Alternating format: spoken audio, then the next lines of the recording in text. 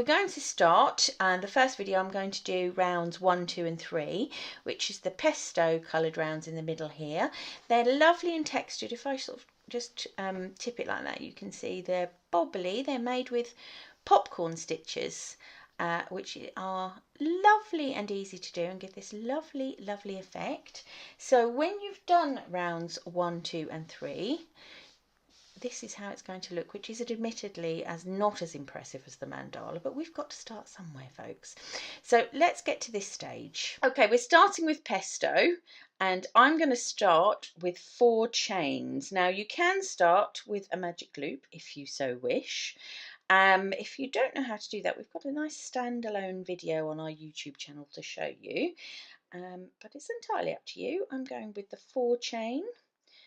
3, 4, and I'm going to join into the first chain with a slip stitch. You're probably familiar with how to do this and get it going. I'm just going to pull that little knot tight, and I've now got a basically imperceptible hole in there somewhere to work into. Let's just see. Who knows? It may work, it may not. It's been quite a difficult day, so I'm going with it won't work, but we never know. Right, so I'm doing 1 chain. Nothing at all, that means nothing at all. It's not counting as our first stitch or anything like that for this round. I am now going to try and find the hole, there it is, and do 8 double crochet. Now this is as good a time as any to tell you, sorry I was working off camera there, I have no idea if you saw any of that, to tell you that we are going to be using UK terminology. So I've just told you to do 8 double crochet into this ring, and if you're in the US or Australia, you're possibly screeching at the screen to say sorry, but no, those are single crochet. In good old Blighty, these are double crochet, so just be aware of that when you're watching the videos and looking at the pattern. It's UK terminology. We have got some conversion of some of the stitches on there, but you know, once you start converting them, you quite quickly get the hang of it. 2, 4, 6, 7, 1 more, 8. So that's round 1. That flashed by, didn't it? 8 double crochet into a ring, and I'm joining into the first stitch with a slip stitch. So round 1 looks like that. Just give that a little pull. Okay, so popcorn stitches, here we go. Again, I'm going to just get up to the level I need to be with 1 chain, and that doesn't count as anything again in this round. Popcorn stitches are made with making multiple stitches into one place and then doing something fancy schmancy at the end that bunches it round into a nice little ball shape. That is all technical terminology. I'll show you it. So I'm going into my first stitch from the round previously, and I'm going to make 5 double crochet. 1, all in one place, 2, 3, 4 and 5. Now whilst that's very beautiful, it is not in any way sort of popcorny, is it? It's very flat. So I've taken my hook out of that loop, and it needs to stay out there for the minute, and it needs to go back into the first double crochet that you've just made in that little cluster. Okay, that's gone through there. I'm going to pick up the loop again that I just dropped, and I'm going to haul it all the way through. Okay, now all of a sudden it's starting to look a little bit more lumpy bumpy, which is what we want. When I finish off the stitch with a chain, it looks bumpier still. As we go around, these really start to pop out, so you're just going to have to trust me on the bumpiness. Okay, our pattern tells me to do 2 chains, and then I'm going to do another double crochet popcorn, so DC pop, if you like that kind of thing. Next stitch from the round previously, 5 double crochet, gosh, single crochet for the US folks, 5 double crochet into there, 4 and 5. So I've done 5, there it is again, flat. You can see a real marked difference between the one we've just done now, can't you, and the one next to it. Take your hook out, hook goes through the first stitch, pick up the loop again that you just dropped and pull it all the way through. Finish with 1 chain. It's really important that you do not consider that stitch finished until you've done that 1 chain. Okay, 2 chain and move on. I'm going to do one more, then I'm going to meet you at the end with the power of editing. Right, so I'm now in stitch 3 from the round previously. 1, 5 into 1, 2, 3,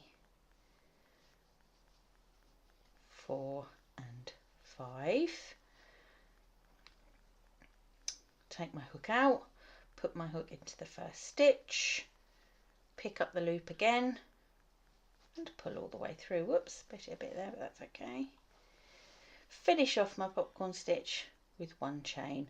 So look at those lovely little Brussels sprouts. I said that already. Possibly this is about the 50th take, but they do, to me, look like gorgeous Brussels sprouts. It's because it's the time of year.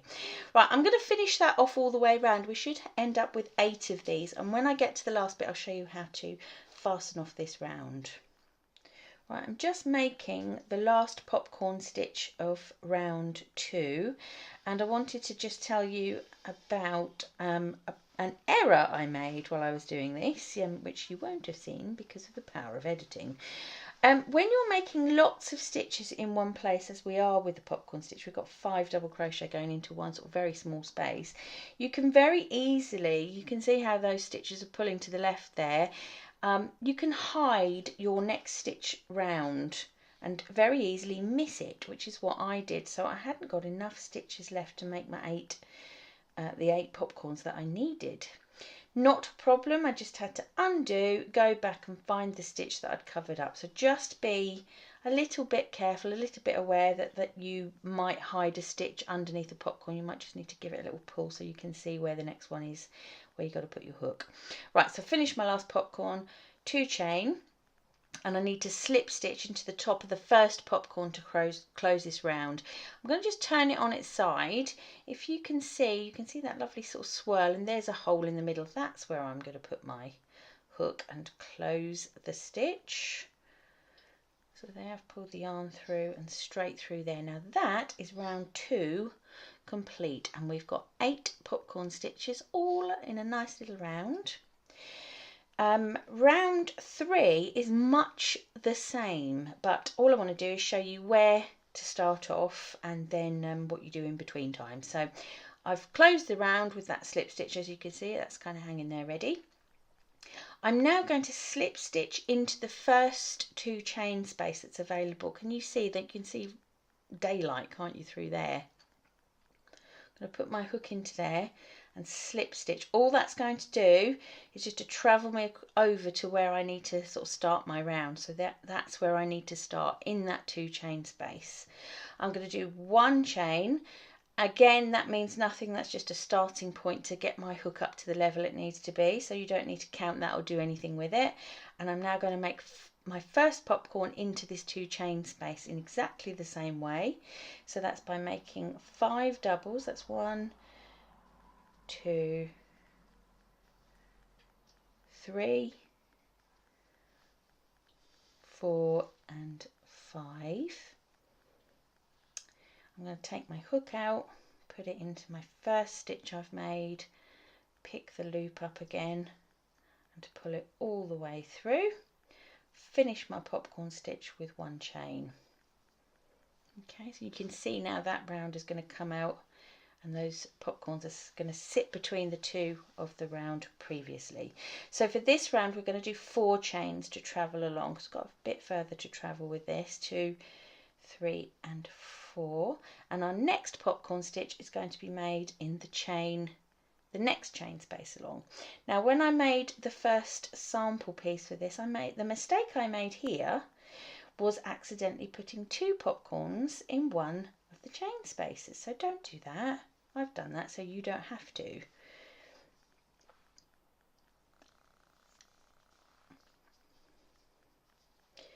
Okay, so this is my second popcorn. So all you're going to do is go all the way around here and make 8 popcorns again in the chain spaces.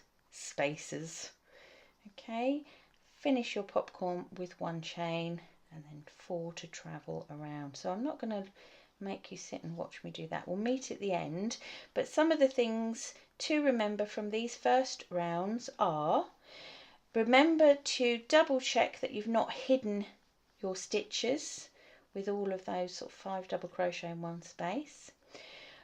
Remember to not to put more than 1 popcorn stitch into 1 chain space. And remember too to finish your popcorn stitch with a chain. It's not finished until you've done that chain. So it's not a lot to remember, it's quite straightforward really. I'll see you at the end of this round. Right, I've finished the 8th popcorn and I'm just going to finish with 4 chain. 1, 2, 3 and 4, and just as the previous round I'm going to fasten this one off by going into the top of the first popcorn stitch and finishing with a slip stitch. Okay, I'll just take my hook out. So that is rounds 1, 2 and 3. Don't worry too much about the popcorns. Not always, that one sort of sits quite neatly between the 2 below. Don't worry too much because the next round is going to sort that out completely. You just need to fasten off this pesto and sew in the ends because we're finished with that colour for now, and we will move on to round 4 and pepper.